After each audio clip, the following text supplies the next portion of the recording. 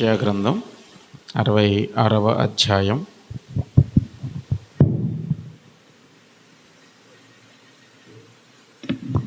యెషయా గ్రంథం 66వ అధ్యాయం 10 నుంచి 13 వచనాలు చదువుకుందాం. యెరూషలేమును ప్రేమించువారలారా, మీరందరూ ఆమెతో సంతోషించుడి, ఆనందించుడి. ఆమెను బట్టి దుఃఖించువారలారా, మీరందరూ ఆమెతో ఉత్సహించుడి. ఆదరణకరమైన ఆమె స్తన్యమును మీరు కుడిచి తృప్తి నొందెదరు. ఆమె మహిమాతిశయం అనుభవించుచు ఆనందించెదరు. యెహోవా ఇలాగ సెలవిచ్చుచున్నాడు, ఆలకించుడి. నది వలె సమాధానమును ఆమె యొద్దకు పారజేయుదును.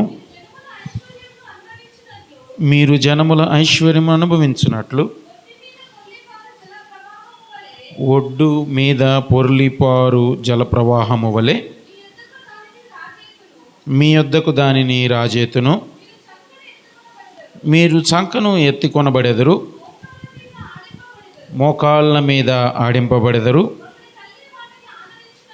ఒకని తల్లి వానిని ఆదరించినట్లు నేను మిమ్మును ఆదరించెదను. యెరూషలేములోనే మీరు ఆదరింపబడెదరు. సరే, చిన్న మాట ప్రార్థన చేసుకుందామండి. మల్బోగా ప్రేమించిన మా ప్రియ పరలోకపు తండ్రి, సర్వోన్నతమైన దేవా, మీకు వందనాలు.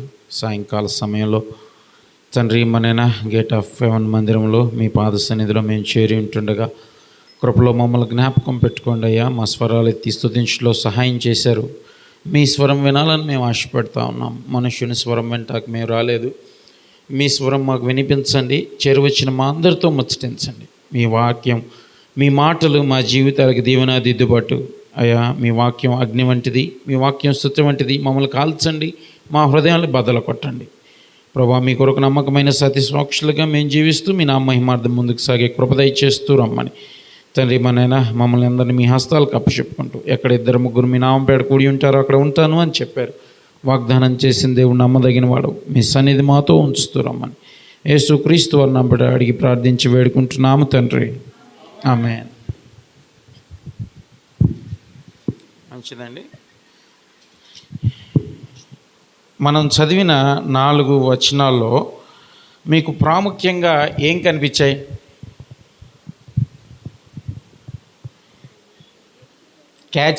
క్యాచీగా కనిపిస్తాయి కదా కొన్ని పదాలు.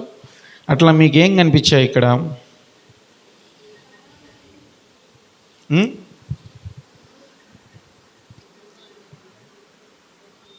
ఒక్కొక్కరు చూద్దామా? నీకేం కనిపించిందమ్మా?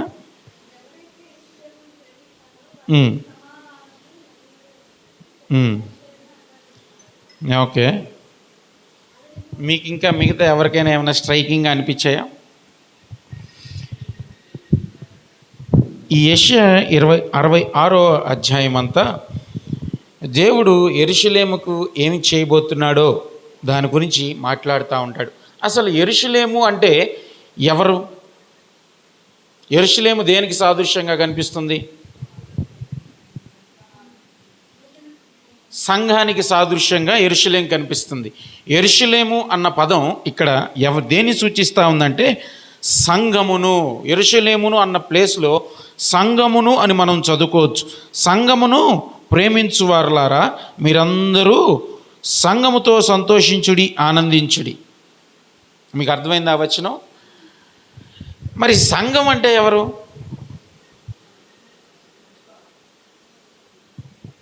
గేట్ ఆఫ్ హెవెన్ చర్చ్లో ప్రతి వారం వచ్చేవాళ్ళు సంఘమా?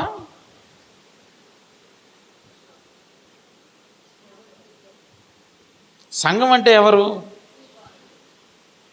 సంఘము అంటే ఎవరయ్యా అంటే, ఎవరైతే ప్రభు అయిన యేసుక్రీస్తు వారిని తమ సొంత రక్షకుడిగా అంగీకరించి ఆయన పరిశుద్ధ రక్తంలో కడగబడి సంఘంలో నాటబడతారో వారు మాత్రమే సంఘం. మీకు అర్థమవుతుందా? సంఘం అని ఎవరిని పడితే వారిని అంటారా? రోజుకు చర్చికి వస్తే నువ్వు సంఘంలో పార్ట్ అయిపోతావా? చాలామంది మన ఉద్దేశం ఎలా ఉంటుందయ్యా అంటే, నేను ప్రతి ఆదివారం తప్పకుండా వెళ్తాను కాబట్టి నేను ఎవరిని ఏం చెప్తారు, రే నువ్వు ఎక్కడికంటే నేను ఫలానా సంఘ సభ్యుణ్ణి చెప్తారా చెప్పరా? నువ్వు ఆ సంఘ సభ్యుడు కావచ్చు, కానీ ఏదైతే దేవుడు యెరూషలేమును సాదృశ్యంగా సంఘానికి చెప్పాడో ఆ సంఘంలో నువ్వు సభ్యుడు అవ్వవు.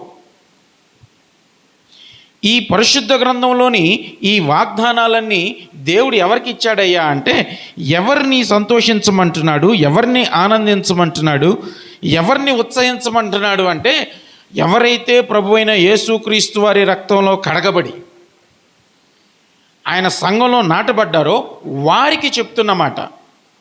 కాబట్టి ఇక్కడ కూర్చున్న మనలో ఈ విషయంలో ఎంతమంది మనం ఆయన రక్తంలో కడగబడ్డామో మనం ఆలోచన చేసుకోవాలి. ఆయన పరిశుద్ధ రక్తంలో కడగబడి సంఘంలో నాటబడిన తర్వాత, సంఘంలో ఒక వ్యక్తి సార్వత్రిక సంఘంలో లేదా సంఘంలో సభ్యుడు అవ్వాలంటే అతనికి రక్షణ ఉండాలి. రెండవది అతి ప్రాముఖ్యమైనది ఏంటయ్యా అంటే మారు మనస్సు ఉండాలి. మారు మనస్సు లేకుండా దేవుడు చెప్పిన ఏ ఆశీర్వాదం నీకు నాకు రాదు. అది మనం ఖచ్చితంగా గుర్తుపెట్టుకోవాలి. చాలామంది రక్షించబడ్డామంటాం. నిజమే, రక్షణ దేవుడు ఎలాగిచ్చాడు నీకు నాకు? పోయినసారి చూసాం మన ఎఫ్ఎస్సీలకు రాసిన పత్రికలో. అది ఉచితంగా దేవుడు మనకి ఇచ్చాడు, ఉచితంగా ఇచ్చాడు. ఆయన నీ కోసం నా కోసం చనిపోయి తిరిగి లేచాడు అని మనం నమ్మిన తోడనే మనకేమొస్తుంది? రక్షణ వస్తుంది. కానీ రక్షించబడిన నీవు సంఘములో సభ్యుడివిగా, అంటే దేవుడు ఏదైతే చెప్తున్నాడో నా సంఘం అని, ఆ సంఘంలో సభ్యుడిగా నువ్వు ఉండాలి అంటే మరొక మాటలో మనకు అర్థమయ్యే భాషలో, రేపు కడుగువర సర్పం మనకు శబ్దం మనకు వినపడాలనా లేదా? మధ్యాకాశానికి లేయాలని ఎంతమందికి ఆశ ఉంది? ఏంది అసలు వాయిస్ ఎవరు తినలేదా? ఇంటికి పోయి తింటారేమో, స్నాక్స్ ఏం తినలేదన్నమాట. మనందరి ఆశ ఏంటి?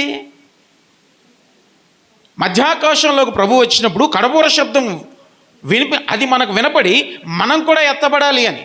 ఎవడు ఎత్తబడతాడంటే ఆయన రక్తంలో కడగబడాలి. రెండవదిగా మారు మనస్సు ఉండాలి.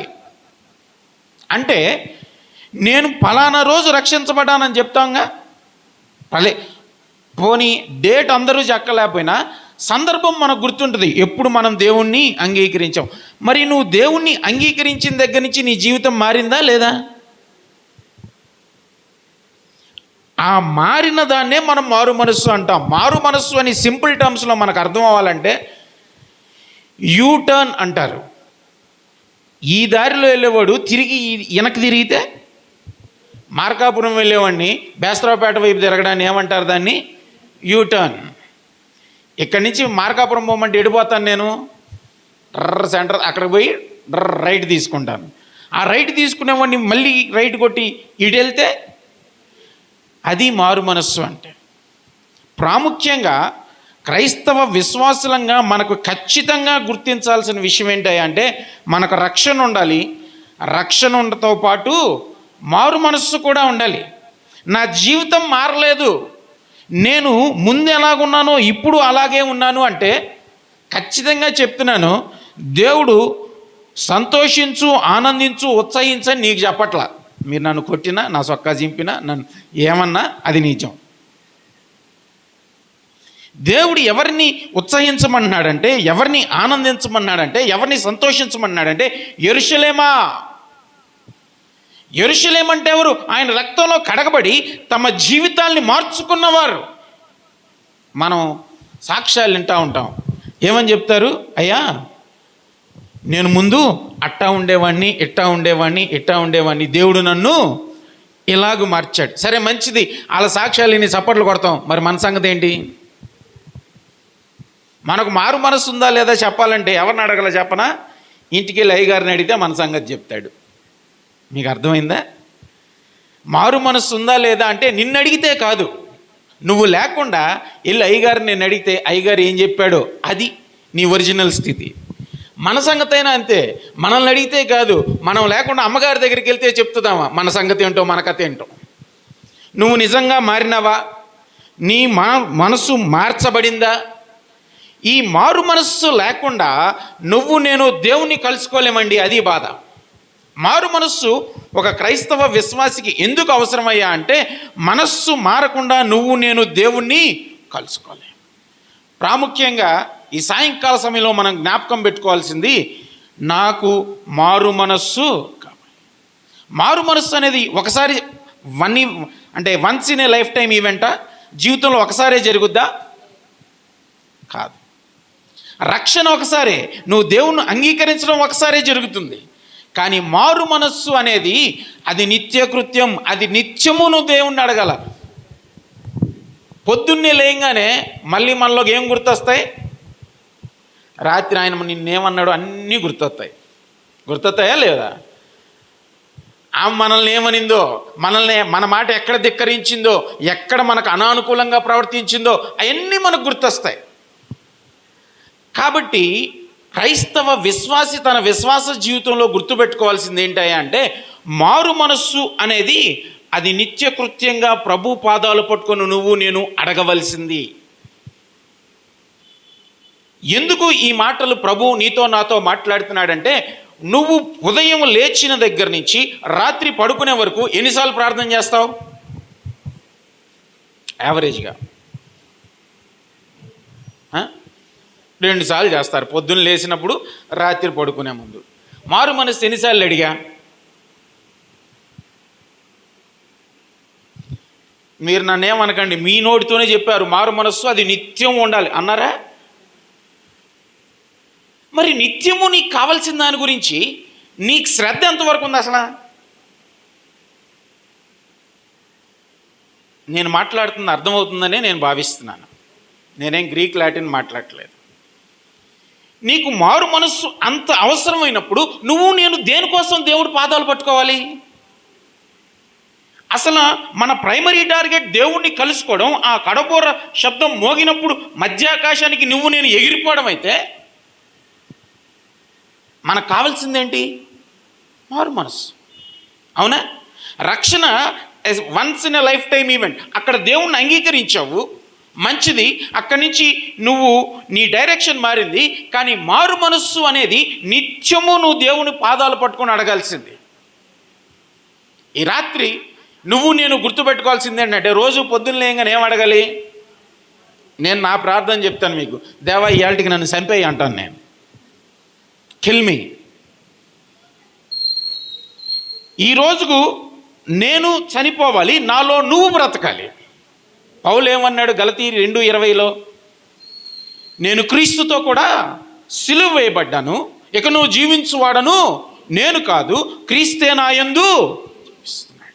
ఈ అనుభవం నీలో నాలో సాక్షాత్కరించాలి అంటే మనం మొదటగా దేన్ని అడగాలి దేవుణ్ణి? పొద్దున్న లేయంగానే మారు మనస్సు. ఈ మారు మనస్సు అనుభవం ఉన్నవాడికే దేవుడు చెప్తున్న ఈ ఆశీర్వాదం. మారు మనస్సు ఉన్నవాడిని ముందు ఏమని పిలుస్తున్నాడు దేవుడు? యెరూషలేమా అంటున్నాడు. ఆ యెరూషలేము సంఘం కింద వర్ణిస్తున్నాడు. ఇప్పుడు సంఘం ఏం చేయాలంట? యెరూషలేమును ప్రేమించువారలారా. అసలు ముందు మనం సంఘంలో ఉన్నామా లేదా ఆలోచన చేద్దాం. First point. రెండో పాయింట్ ఏంటి? సంఘాన్ని మనం ఏం చేయాలంటున్నాడు దేవుడు? ప్రేమించాలి. క్రీస్తు రక్తంలో కడగబడిన నీవు నేను మన తక్షణ కర్తవ్యం. దేవుడు ఏం ఆశిస్తున్నాడంటే సంఘాన్ని ప్రేమించు. యేసుక్రీస్తు వారి రక్తంలో కడగబడి నిత్యము మారు మనస్సు అనుభవం ప్రభు దగ్గర గోజాడుతూ సంపాదిస్తున్న ఈ సమూహాన్ని నువ్వు నేను ఏం చేయాలంట? ప్రేమించాలి. నువ్వు నేను సంఘాన్ని ప్రేమించాలంటే ముందు ఒకటి చేయాలి. ఏం చేయాలంటారు? సంఘాన్ని మీరు, సంఘం అంటే మరో భాషలో, ఇప్పుడు మీరు ఒకరినొకరిని ఎంతమంది ప్రేమించుకున్నారు? మళ్ళీ ఇది ఒక గొడవ, మళ్ళీ కొడతారేమని భయం నాకు. ప్రేమ అంటే మనం ఏం చేస్తాం? అవతల వాడికి కష్టం రాకుండా చూస్తాం. అన్న సంఘంలో ఎవరికి శ్రమ వచ్చినా ముందు నేను ఉంటానని చెప్పిన వాళ్ళు ఎంతమంది చెప్పండి? నేను మైక్ ఆపేసి వెళ్ళిపోతాను. గేట్ ఆఫ్ హెవెన్లో ఆరాధించే విశ్వాసుల కుటుంబాల్లో ఏ అవసరత ఉన్నా ముందు నేను ఉంటానని చెప్పగలిగిన వాళ్ళు ఎంతమంది? ప్రార్థన చేస్తారు, మంచిది, ఓకే. నెక్స్ట్ ఇంకా ప్రేమించినప్పుడు ఏం చేస్తాం? ప్రేమించినప్పుడు ఏం చేస్తాం? సహాయం చేస్తాం. ఆ సమస్య నీది. నీ కొడుకు బాగా దుఃఖంలో కూర్చొని ఉన్నాడు అనుకో, నీకు నిద్ర పట్టుద్దా? ఎందుకు? ఆయన అంటే ప్రేమ నీకు. నీ కొడుకు దుఃఖంలో, బాధలో, ఇరుకులో, ఇబ్బందిలో కూర్చుంటే నువ్వు తట్టుకొని చూస్తూ ఉండగలవా? సంఘంలో ఎవరైనా ఇబ్బందిలో ఉన్నంటే ఏం చేస్తావు నువ్వు? నిజం చెప్పు. బాగైంది, వాడికి కావాల్సిందే అంటావు. వాడి సంగతి నాకు తెలీదు, ఫలానా రోజు వాడు ఎలా మాట్లాడాడు, నోరుంది కదా అని ఇష్ట ప్రకారం మాట్లాడాడు, దేవుడు సరిగ్గా చేశాడు వాడికి అంటాడు. దేవుడు దాన్ని ఇష్టపడతాడా? యెరూషలేమును ప్రేమించేవాడు అలాగుంటాడా? ఉన్నాడు. అసలు నువ్వు ముందు సంఘాన్ని ప్రేమించాలి అంటే నువ్వు నేను దేవుణ్ణి ప్రేమించాలి. మత్తయి సువార్త 22:37-38 చదువుతారు ఒకసారి.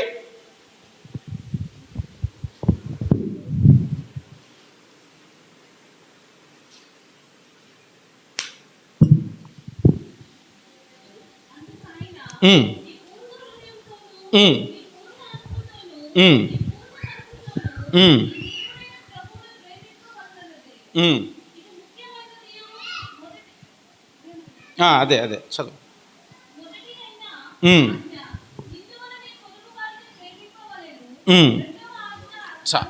దేవుడు ఒక విశ్వాసికి ఇచ్చిన ప్రధానమైన ఆజ్ఞలు ఏంటయ్యా అంటే, పూర్ణ హృదయంతో, పూర్ణ ఆత్మతో, పూర్ణ శక్తితో, పూర్ణ బలంతో నన్ను ప్రేమించు, నిన్ను ప్రేమించుకున్నట్టు పొరుగువాన్ని ప్రేమించు.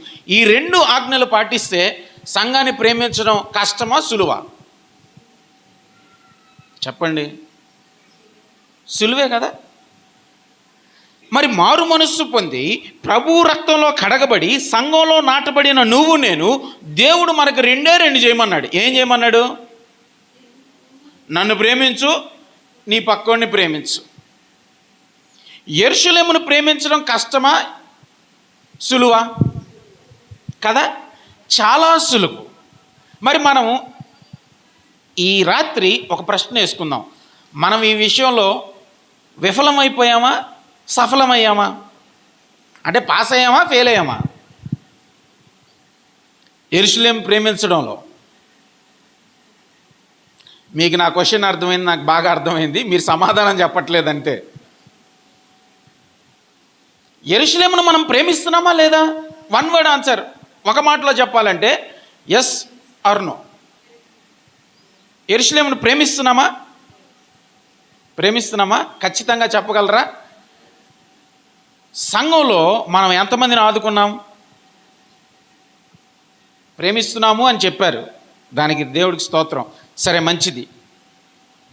మరి సంఘంలో యెరూషలేమును ప్రేమించే మనము ఎంతమందిని, అవసరాల్లో ఉన్న వారిని ఆదుకున్నాం? ఇది ప్రశ్న. ఒక ప్రశ్న వేస్తున్నప్పుడు నెక్స్ట్ ప్రశ్న, ఎంతమందిని మనం ఆదరించాం? మీకు అర్థమైందా నేను అడిగిన ప్రశ్న? అంటే ఒక వ్యక్తి తనను ఏమి ప్రశ్నించుకోవాలంటే, యెరూషలేమును ప్రేమించువాడు క్రీస్తు స్థానంలో నువ్వు నిలబడితే, ఏదైనా సమస్యను నీ సంఘంలోని వ్యక్తి ఎదుర్కొంటే మరలా ఆ సమస్య వైపు అతను చూడాల్సిన అవసరం లేకుండా ఉండగలగాలి. అంతేనా? మన పిల్లల్ని మనం ప్రేమిస్తామా? వాళ్ళు ఏదైనా సమస్యలో ఉంటే అది తీర్చేదాకా నువ్వు నిద్రపోవా? సంఘంలో వారి పట్ల అట్టాగే ఉన్నావు నువ్వు. ఇప్పుడు వస్తుంది సమాధానం. యెరూషలేమును ప్రేమించామా? మనం ప్రేమించలా. ఈ సాయంత్రం దేవుడు నీతో నాతో మాట్లాడుతుంది ఏంటయ్యా అంటే, నన్ను ప్రేమించు. నువ్వు ఎలాగుండాలంటే, అక్కడ చదవండి ఇప్పుడు వాళ్ళకి ఏమేమి ఆశీర్వాదాలు చెప్పాడు.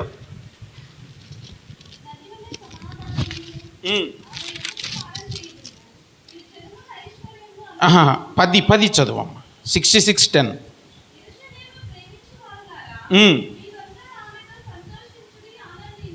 నీకు సంతోషం, ఆనందం.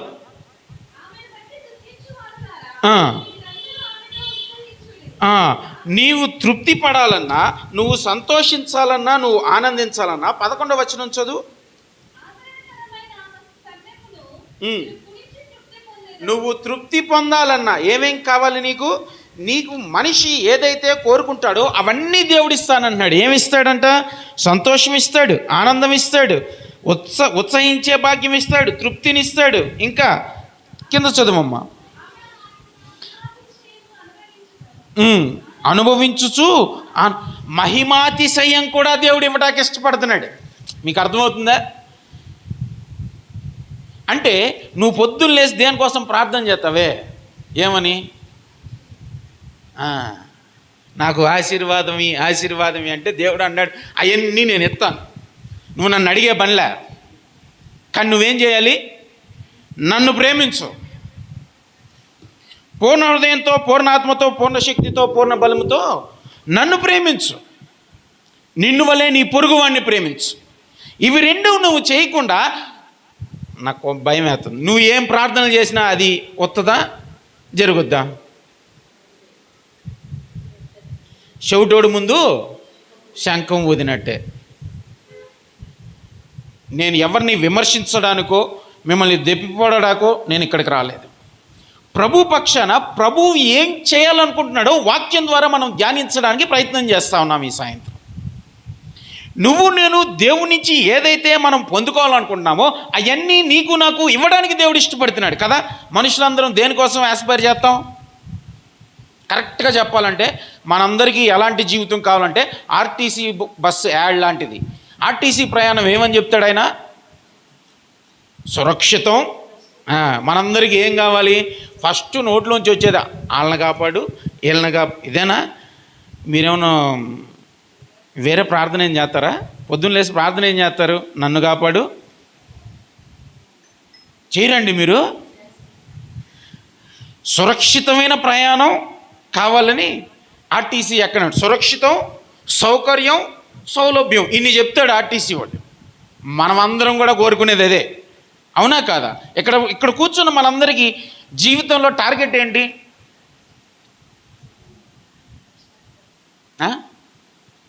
మళ్ళీ చెప్తుంది అక్క, అసలు టక్కుని చెప్తుంది, ఎవరు నిజాలు మాట్లాడుతుంది ముందు వరుసలో కూర్చొని. ప్రతి ఒక్కరు దేనికి ప్రయత్నం చేస్తాం? మన జీవితాన్ని సుఖవంతంగా, సౌకర్యవంతంగా చేసుకోవాలని. దేవుడు దానికి ఏమీ కాదంటలేదు. కానీ దేవుడు ఏమంటున్నాడంటే అవన్నీ నేను ఇస్తాను. ఏ సంతోషం కోసం నువ్వు వెంపర్లాడుతున్నావో, చాలామంది ఇక్కడ కూర్చొని దుఃఖంలో కూర్చొని ఉన్నావు. నువ్వు దేవుడికి తెలుసు. నువ్వు అనుకుంటున్నావు దేవుడికి తెలియదని. దేవుడు స్ట్రైట్గా నీతో మాట్లాడుతున్నాడు. నీ దుఃఖం నాకు తెలుసు, నువ్వు సంతోషం కోసం వెంపర్లాడుతున్నావని నాకు తెలుసు, దానికోసం నువ్వు ఏవేవో ప్రయత్నాలు చేస్తున్నావో నాకు తెలుసు. కానీ నీకు అది ఎక్కడ దొక్కదు. అది నీకు కావాలంటే లవ్ మీ, నన్ను ప్రేమించు. నువ్వు నన్ను ప్రేమించగలిగితే, పూర్ణ హృదయంతో, పూర్ణ ఆత్మతో, పూర్ణ శక్తితో, పూర్ణ బలంతో నన్ను నువ్వు ప్రేమించగలిగితే, నిన్ను ప్రేమించుకున్నట్టు నీ పొరుగువాణిగా నువ్వు ప్రేమించగలిగితే, నీకు నేను సమస్తం ఇస్తా. నీకు ఆనందం నేను ఇస్తాను, నీకు సంతోషం నేను ఇస్తాను, నీకు తృప్తి నేను ఇస్తాను. మనుషుడు దేనికోసం తెలుసా తాపత్రపడే? అన్నిటికంటే తృప్తి ఉండదు. బాగా వండుకున్న కూర ఎంత తిన్నా తృప్తి ఉంటుందా? మళ్ళీ అటు తిరిగి తినేవాళ్ళు ఎంతమంది? నేను తింటా, మీరు కూడా తింటారని నాకు తెలుసు. తింటారా లేదా? ఆ రోజు కొంచెం రుచిగా వస్తే తృప్తి ఉంటుందా మనకి? మరలా ఒక ముద్ద తిందామంటాం. ఆకలి వేయకపోయినా ఏం చేస్తాం? మళ్ళీ ఒకరోజు వండుకొని అది తినిగాని పడుకోం. తృప్తి ఉండదు మనిషికి. కానీ వాక్యం ఏం చెప్తా ఉందంటే, నేను నిన్ను తృప్తిపరుస్తాను. నిన్ను నన్ను తృప్తిపరచాలని దేవుడు ఆ కలువరి శిలువ మీద బలి అయిపోయాడండి. దేవుణ్ణి ప్రేమించడం అంటే ఏదో నేను ప్రభువా అని నువ్వు ఆదివారం ఒక పూట వచ్చి చెప్పి వెళ్ళేది కాదు. దేవుణ్ణి ప్రేమించడం అంటే ఆయన దుఃఖ పెట్టకుండా ఉండాలి. పిల్లల్ని ప్రేమించే తల్లిదండ్రులు ఏం చేస్తారండి? పిల్లలు నాకు పలానా బండి కావాలని మారాన్ చేస్తే ఏం చేస్తారు?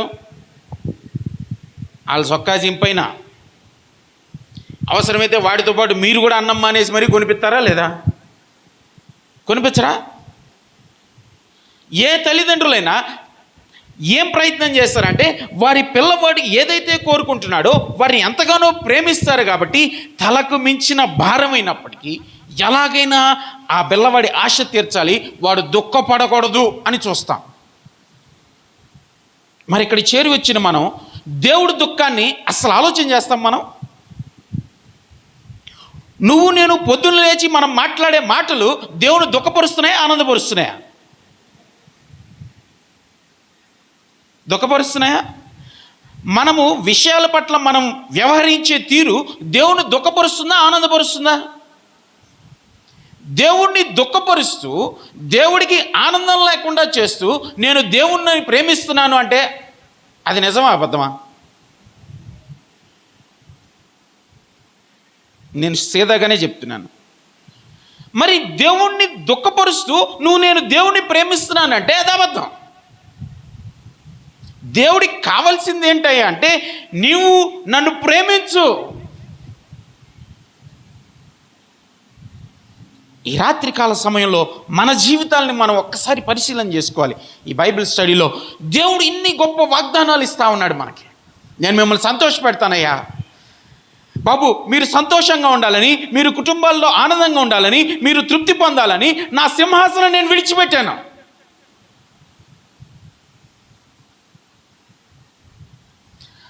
తండ్రితో సమానుడై ఉండడం విడిచిపెట్టకూడే భాగ్యం అని నేను ఎంచలేదు. నా సమస్తాన్ని వదిలేశాను. నా ఆఖరి రక్తపు ఔన్సు వరకు, బొట్టు వరకు నీకోసం కార్చాను. ఆయన ఎక్స్పెక్ట్ చేయొచ్చా, ఎక్స్పెక్ట్ చేయకూడదా? ఇది కూడా అర్థం అవటాకే చెప్తాను. తల్లిదండ్రులు పిల్లల్ని బాగా చూసుకున్నాక చరమాంకుల వాళ్ళు మనల్ని చూసుకోవాలని కోరుకుంటామా లేదా? కోరుకుంటామా? అది స్వార్థమా? అది స్వార్థం అంటారా ఎవరైనా? అనం. మరి దేవుడు నిన్ను నన్ను ప్రేమించమన్నావు స్వార్థమా? మరి మనం చేయాలనా లేదా? ఆ విషయంలో మనం ఎలాగున్నామో ఈ రాత్రి మనం సమాధానం చెప్పాలి దేవుడికి. నేను ఇస్తాను మీకు సంతోషం అంటా ఉన్నాడు ఆయన. నువ్వు పరిగెడతా ఉన్నావు కదా, నీ జీవితంలో విపరీతమైన దుఃఖం కూడా నువ్వు వెళ్తున్నావు కదా. నువ్వు ఒంటరిగా ఏడ్చే ఏడుపు దేవుడు చూడలేదనుకుంటున్నావా? నువ్వు వంటోడుతూ కన్నీరు కారుస్తావు కదా, కారుస్తావా లేదా? నా జీవితం మారదా? ఎన్నాళ్ళు ఈ బ్రతుకు? ఆ కేకలు దేవుడు చూస్తూ ఉన్నాడు రోజు. అందుకే చెప్తున్నాడు, నువ్వు చేసే ప్రయత్నాలు విఫలమైపోతున్నావు. నువ్వు ఇది ట్రై చేసి చూడు, నన్ను ప్రేమించు, యెరూషలేమును ప్రేమించు. నువ్వు సంఘాన్ని ప్రేమించాలి అంటే ముందుగా సంఘాన్ని స్థాపించిన వ్యక్తిని ప్రేమించాలనా లేదా? అందుకే అంటాడు ఆజ్ఞలో, మొదట నన్ను ప్రేమించు, తర్వాత నిన్ను ప్రేమించుకున్నట్టు నీ పొరుగువాణ్ణి ప్రేమించు. నువ్వు ఎప్పుడైతే ఈ కార్యం జరిగిస్తావో నీకు నేను రాసి పెట్టుకో, నువ్వు నిత్యము సంతోషంగా ఉంటావు. నీ దగ్గర డబ్బు ఉండొచ్చు, ఉండకపోవచ్చు. లాజర్ దగ్గర ఏమైనా ఉన్నాయా? ఎంత దయనీయమైన బతుకంటే కురుపులు తన ఒంటి మీద నుంచి రసిక కారుతా ఉంటే కుక్కలు వచ్చి నాకే అంటే అంత గుడ్డ ముక్క లేదు వాటి మీద కప్పుకోవడానికి. మనకు చిన్న దెబ్బ తగిలితే ఎంత పెద్ద బ్యాండేజ్ వేస్తాం, వేస్తామా ఏమా? అది లేదు ఆయనకి. కానీ అతని సంతోషమైన చెక్కు చెదిరిందా? మీకు అర్థం అవటానికి సంతోషమైన చెక్కు చెదిరిందా? ప్రాణం పోయినాక అబ్రహాము రొమ్మున అనుకున్నాడు. ధనం ఏమన్నా సంతోషం ఇచ్చిందా? ధనలేమి ఏమన్నా సంతోషం తీసేసిందా? తృప్తి. మనుషులందరూ దేనికోసమైతే పరిగెడతా ఉంటారో, అసలు నన్ను అడిగితే రొట్టె ముక్కలు, ఆ ధనవంతుడు బల్ల మీద నుంచి పడుతున్న రొట్టె ముక్కలు ఏరుకొని తింటా ఉన్నాడు. కానీ తన జీవితంలో ఏముందో చెప్పనా? తృప్తి ఉంది. నువ్వు నేను దేనికోసమైతే తలకిందులుగా తపస్సు చేస్తుంటామో ఆ తృప్తిని అతను అనుభవించాడు. ఎందుకు అనుభవించాడయ్యా అంటే అతను దేవుణ్ణి ప్రేమించాడు. దేవుణ్ణి మాత్రమే ప్రేమించాడు. దేవుడి మీద మాత్రమే దృష్టి కలిగిన వాడిగా ఉన్నాడు. నువ్వు బైబిల్లో నువ్వు అనేక మంది భక్తుల్ని చూడు, ఏ భక్తుని చూసినా ఎవరు తృప్తి కలిగి జీవించారయ్యా అంటే వారు దేవుణ్ణి ప్రేమించిన వాళ్ళే. దానియేలును చూడు, దానియేలు అసలు ప్రేమించడానికి వీల్లేని పరిస్థితుల్లో ఉన్నాడు. నన్ను తీసుకెళ్ళి జైల్లో ఎత్తే మనం పాటలు పాడతామా? వెంటనే అక్కకు ఫోన్ చేస్తాం, అన్నకు చెప్పన్న టీడీపీ రూల్లో ఉంది. అవునా కాదా? నేను తప్పు చెప్పానా? అబ్బా మనోడు ఎవడ రూలింగ్లో ఉన్నాడు, ఏం చేస్తున్నాడు, ఇలాగ నువ్వు నేను ఆలోచన చేస్తూ దేవునిలో తృప్తి ఉంటుందా నీకు నాకు? కానీ దానియేలు అక్కడ జనాలు, తనకు తెలియని జనాంగం వారిని బానిసలుగా ఎత్తుకెళ్తే ప్రభువులో తన ఆనందం చూశాడు, దేవుణ్ణే ప్రేమించాడు. రాజుకు పెట్టే ఈ భోజనం నాకు వద్దు అన్నాడు. అన్నాడా లేదా? భోజనం పెద్ద మ్యాటరా? అసలు భోజనం తింటాక అంత ఆలోచన చేస్తాం మనం. ఏది కనబడితే అది వండేస్తాం, ఏదైతే అది తినేస్తాం. కానీ ఆ భోజనం చాలా చిన్న అత్యల్పమైన విషయం, దాని విషయంలో కూడా ప్రభు గురించి ఆలోచన చేశాడండి.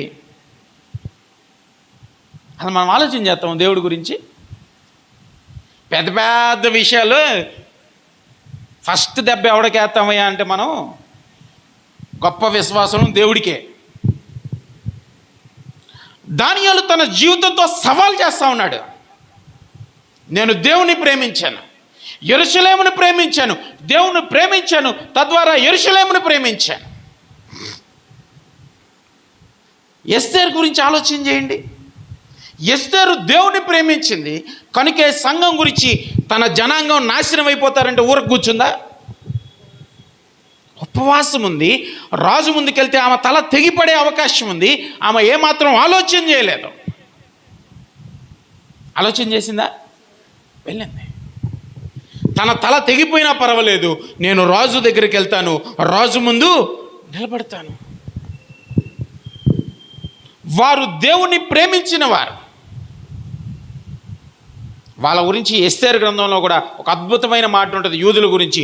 వారి విధులు సకల విధులకు, జనుల విధులకు వేరుగా ఉన్నాయి అంటాడు. లోకం నడిచినట్టు నడిచేవారు కాదు వాళ్ళు. ప్రియుడా, దేవుని రాజ్య వారసులుగా నువ్వు నేను చెప్పుకుంటున్నావు, కడబూర శబ్దం వినాలని నువ్వు నేను ఆశపడుతున్నావు, మధ్యాకాశంలో ప్రభుతో నిత్యకాలం ఉండాలని నువ్వు నేను ఆశపడుతున్నాం. దేవుని ప్రేమించకుండా ఉండగలవా నువ్వు అక్కడ? మీకు కోపం వస్తుంది కానీ నిజం చెప్పండి, నన్ను కొట్టినా పర్లా, అందరం పెళ్ళి అయిన వాళ్ళమే కదా. ఇప్పుడున్న ఈ భర్తతోనే 100 ఏళ్ళు ఉంటావు నువ్వు? వీళ్ళు ఎవరు లేరులే, అందుకే అడిగా ధైర్యంగా. ఉంటారా? నిజంగా చెప్తే మా గొద్దురా అంటారా? తప్పేం చెప్పి మరి దేవుడితో నువ్వు నిత్యత్వం ఎలా ఉండగలవు దేవుని ప్రేమించకుండా? నీకు అర్థమవుతుందా? 100 సంవత్సరాలు బ్రతకలేకపోతే దేవుణ్ణి ప్రేమించకుండా నువ్వు ఆయనతో నిత్యత్వం బ్రతకగలవా? అసలు ఉండగలవా? అంటే ఒక రకంగా నీ ఆశే తప్పు. మీకు అర్థమవుతుంది బాబు, కొడతానేం భయం, కానీ నిజం, సత్యం ఇది. అంటే నువ్వు ఏదైతే ఆశపడుతున్నావో, మధ్యాకాశానికి నేను వెళ్ళిపోయి దేవుడితో యుగయుగాలు బ్రతకాలనుకుంటున్నావో, ఆ ఆశే తప్పు.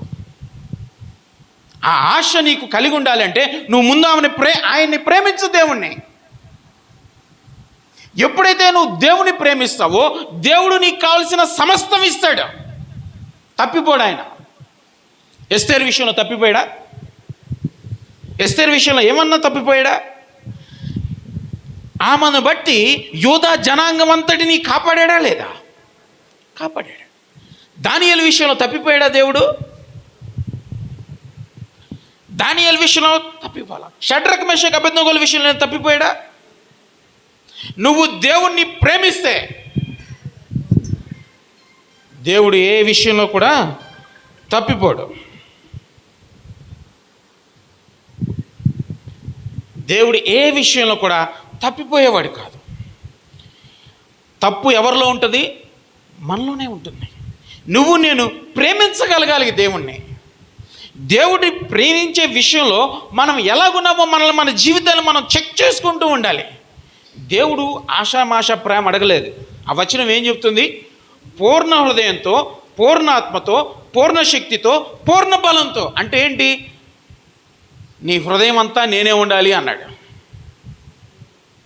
ఆ స్థాయి ప్రేమ నీకు నాకు కానీ ఉంటే, ఇదిగో ఇక్కడ చెప్పాడే, ఈ ఆశీర్వాదాలన్నీ నీకే నాకే. అసలు నువ్వేం వాటి కోసం ఏం వెంపర్లాడక్కర్లేదు, అడగక్కర్లేదు దేవుణ్ణి.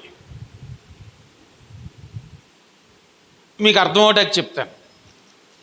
నువ్వు బాగా ఎవరినైనా ప్రేమించావు అనుకో, వాడు నోరు తెరిచి అడిగే వరకు ఎదురు చూడవు, ముందే ఇస్తావు. వాడు అడక్క ముందే ఇస్తావు. నేను నా జీవితంలో చెప్తాను, నేను నా వైద్య విద్యను ముగించకముందే వచ్చేసరికే మా అమ్మ కారు తీసి పెట్టింది. నేను అడిగానా? నాకు 4 చక్రాల బండి కావాలని నేను అడిగానా? ఆమె తీసి పెట్టింది. ఎందుకు? కుమారుణ్ణి ప్రేమిస్తుంది కాబట్టి. నేను బాగున్నా బాగోపోయినా నా కుమారుడు బాగోవాలి, అతని జీవితం బాగోవాలి, దానికోసం నేను ఎంతైనా వెచ్చిస్తాను, ఎంతైనా ప్రయాసపడతాను. వాడు సుఖంగా ఉండాలి, వాడు సంతోషంగా ఉండాలి, వాడు ఆనందంగా ఉండాలి, వాడికి తృప్తి కలిగి బ్రతకాలని ఆశిస్తుందా లేదా? నా కోసం ప్రాణం పెట్టిద్దా? పెడతా. కానీ నీకోసం నా కోసం ప్రాణం పెట్టిన దేవుడు ఇంకెంత ఇస్తాడు నీకు నాకు? నీకు అర్థమవుతుందా? సింపుల్ లాజిక్ అది. నా విశ్వాస జీవితానికి ప్రమాణం అది. నిన్ను కన్నవారే నీ గురించి అంతగా ఆలోచన చేస్తే నీకోసం సమస్తం అర్పించిన వాడు ఇంకెంత ఆలోచన చేస్తాడు?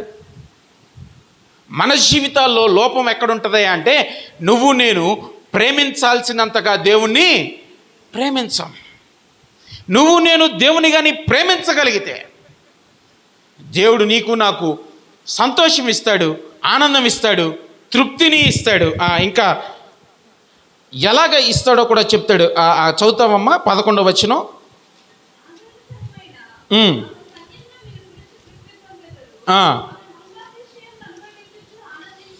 చాలు. అక్కడ ఏమంటాడంటే, ఆదరణకరమైన ఆమె స్తన్యమును మీరు కుడిచి తృప్తి పొందేదరు అనగా నీ అవసరతలన్నీ తీర్చబడతాయని అర్థం. అక్కడ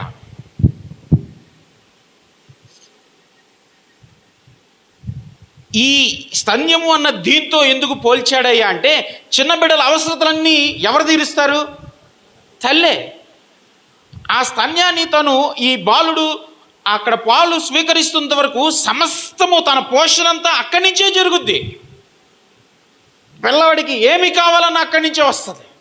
దేవుడు కూడా నిన్ను నన్ను అలాగే అన్ని విషయాల్లో సమస్తము నీకు నాకు ఇస్తాడు అని అర్థం. ఎప్పుడు? నువ్వు నేను దేవుణ్ణి ప్రేమిస్తే. దేవుణ్ణి ప్రేమించేవాడు ఎలాగుంటాడయ్యా అంటే, సింపుల్ అండి, ఏమీ లేదు దానికి లాజిక్. దేవుణ్ణి దుఃఖపెట్టడం. దుఃఖపెడతాడా అంటే, ఈ మాట నేను మాట్లాడితే దేవుడు దుఃఖపడతాడు అన్న దృక్పథంతో నువ్వు నేను బ్రతకాలి. మనం చాలాసార్లు నోరు ఎలా వాడతాం? ఇష్ట ప్రకారం వాడతాం.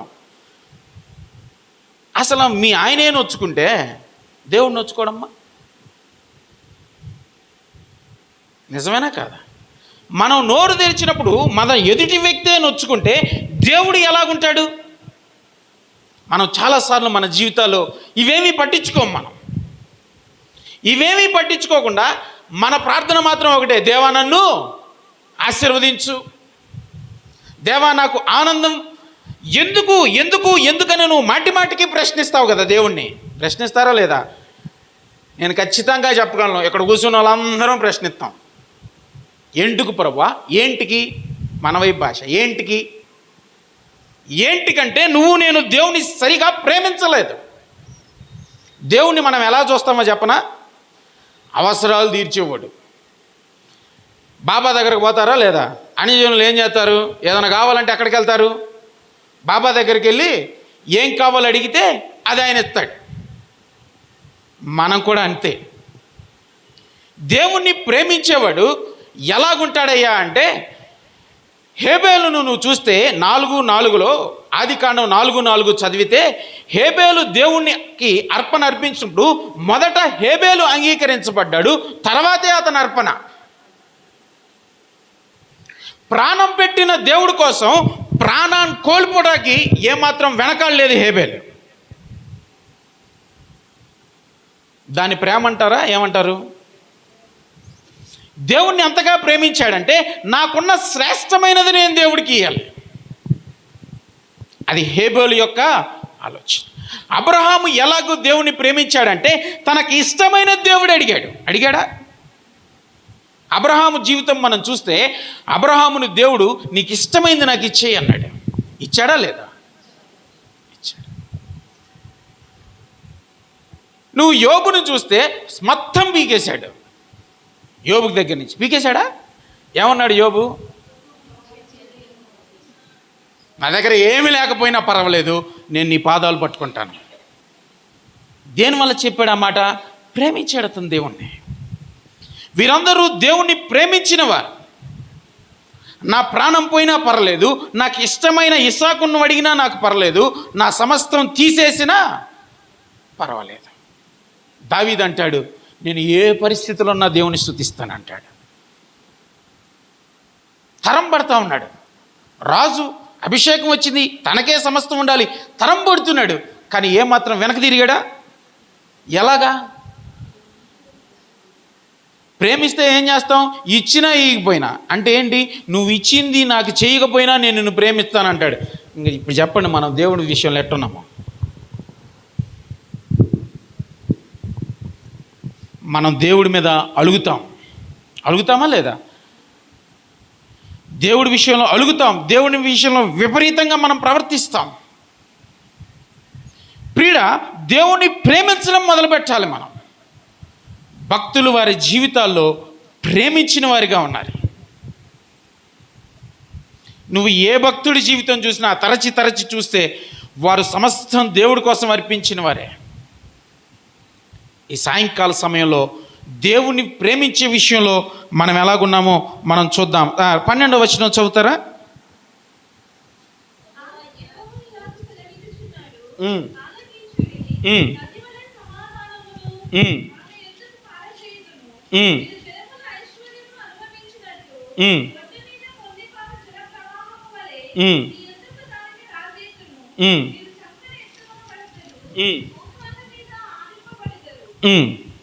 చదివాము 13కి వచ్చి చదివేసి ముగిచ్చేద్దాం 10 నిమిషాలు.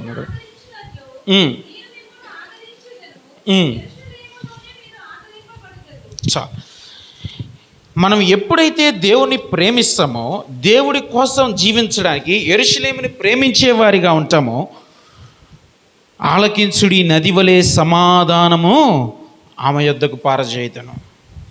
దేవుడు నీకు నాకు ఇస్తున్న వాగ్దానం ఏంటయ్యా అంటే, నీవు నేను ఎప్పుడైతే దేవుణ్ణి ప్రేమిస్తామో, తద్వారా యెరూషలేముని ప్రేమిస్తామో, మనకు ఏమిస్తాడంట? నది వలె ప్రవహించే సమాధానం. నది ఆగిద్దా? జీవనదులు ఎప్పుడైనా ఆగిపోతాయా? అంటే నీకు నాకు సమాధానం నిత్యం ఉండేలాగా చూస్తాడు.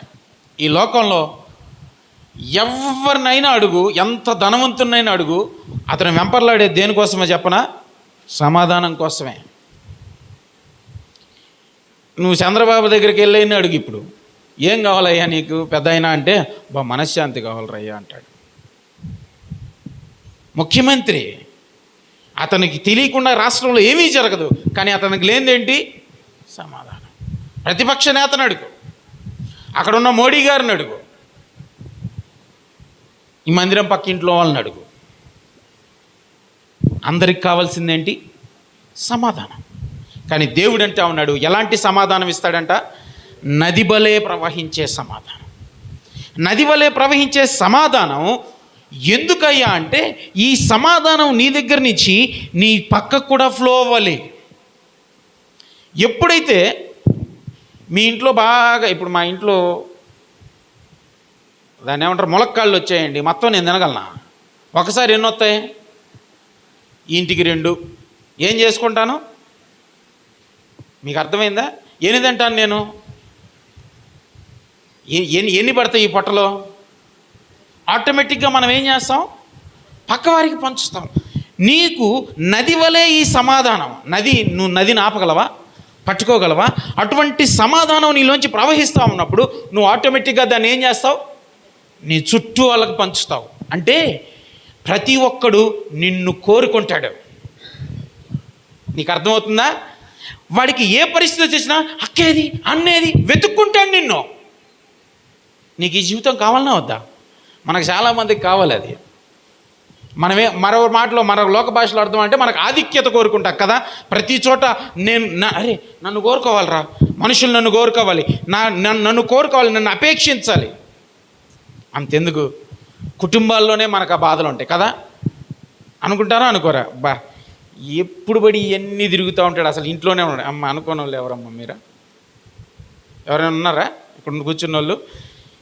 ఆడపోయి చేసేది ఏమీ లేదు, రూపాయి దమ్మిడి ఆదాయం లేదు, ఇంట్లో కూర్చున్న మనశ్శాంతి లేదు. కానీ నీలో సమాధానం నది వలె ప్రవహిస్తే నువ్వు ముందు ఎవరికిస్తా? ముందు నీ ఇంటి, ఇప్పుడు నా ఇంట్లో ములక్కాళ్ళు వస్తే నేను తినకుండా మీకు ఇచ్చానా? ముందు నేను తిని నా కడుపు నిండాకే మీకు పెడతాను. మీరు కూడా సమాధానం ఎప్పుడైతే అడ్లాగును మీలోంచి ప్రవహిస్తుందో మీ కుటుంబానికి ఇస్తావు. ముందు ఫస్ట్ ఏమి సెట్ అయిద్దో చెప్పనా? యెరూషలేమును నువ్వు ప్రేమిస్తే నీ ఇల్లు సెట్ అయింది. నీకు ఆశ కాదా? నీ గృహం సెట్ అవ్వాలని ఆశ లేని వాళ్ళు ఎవరో చేయొద్దండి. లేదు నా గృహంలో అన్నీ బాగున్నాయన్న వాళ్ళు చేయొద్దండి. ఏందమ్మా ఇది వింతగా ఉంది? అన్నీ బాగుంటాయంటే చెయ్యత్తరు, సమాధానం కావాలంటే చెయ్యత్తరు. అంటే ఇదేంది అసలు? మీరు చాలా తేడాగా ఉండరే. మనందరికీ ఏం కావాలి? మన గృహాలు సెట్ అవ్వడం కావాలి కదా. నా ఇల్లు సెట్ అవ్వాలి. నీ ఇల్లు సెట్ అవ్వాలంటే ముందు దేవుని ప్రేమించు. నది వలె ప్రవహించే సమాధానం నీలో పెడతాడు. నీ సమాధానాన్ని నీ చుట్టూ ఉన్నవారు అపేక్షిస్తారు. నీ కుటుంబం సమాధానంతో నిండబడుతుంది. నీ కుటుంబంలో సమాధానం ఉంటుంది ఎప్పుడో. అంటే గొడవలు రావని కాదు నా ఉద్దేశం, కానీ నది దాన్ని ముంచేస్తుంది. అవునా? పెద్ద పెద్ద చెట్లు సాధారణ, ఇప్పుడు మన కమ్మ చెరువు ఖాళీ అయిందనుకో, ఏం కనపడతాయి మనకి? మొక్కలు పిచ్చి పిచ్చి ఎంతంత ఉండవు. మళ్ళీ నది చెరువు రాగానే ఏమవుతాయి? కనపడతాయి.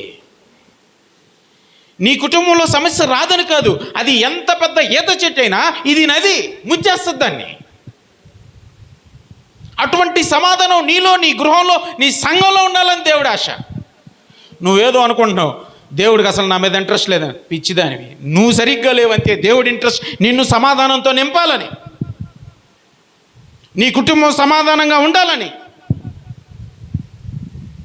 ఇంటి మీద రాసుకుంటే అయిపోయిందా? ఈ గృహానికి అది యేసుక్రీస్తు, ఈ గృహానికి అధిపతి అని. నువ్వు ఆయన ప్రేమిస్తే ఆయన ఎటువంటి సమాధానం ఇస్తాడంటే 10 మంది చూసి నిన్ను చూసి గుర్తుపడతారంతే. ఎందుకంటే నీ దగ్గర సమాధానం ఉంటుంది. అరే ఎట్టున్నాడు రా ఈ మనిషి, సీకులే. మీకు అనిపిస్తుందా లేదా? కొంతమందిని చూస్తే అనిపిస్తుందా? మరి వీడికి సీకు లేదు, చింత లేదు, ఎట్టరాయుడు.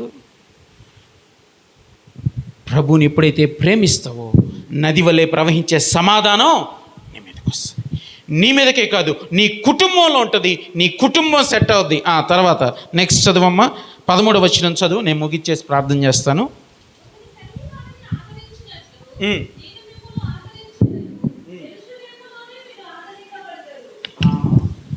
ఒకరి తల్లి ఎలా ఆదరిస్తుంది?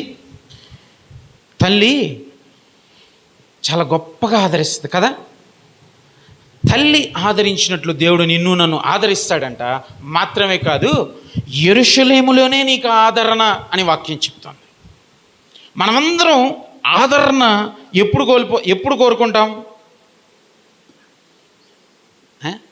కంఫర్ట్ ఎప్పుడు కోరుకుంటాం? దుఃఖంలో ఉన్నప్పుడు కోరుకుంటామా లేదా? మనం దుఃఖంలో ఉన్నప్పుడు, బాధలో ఉన్నప్పుడు మనకేం కావాలి? ఓదార్పు.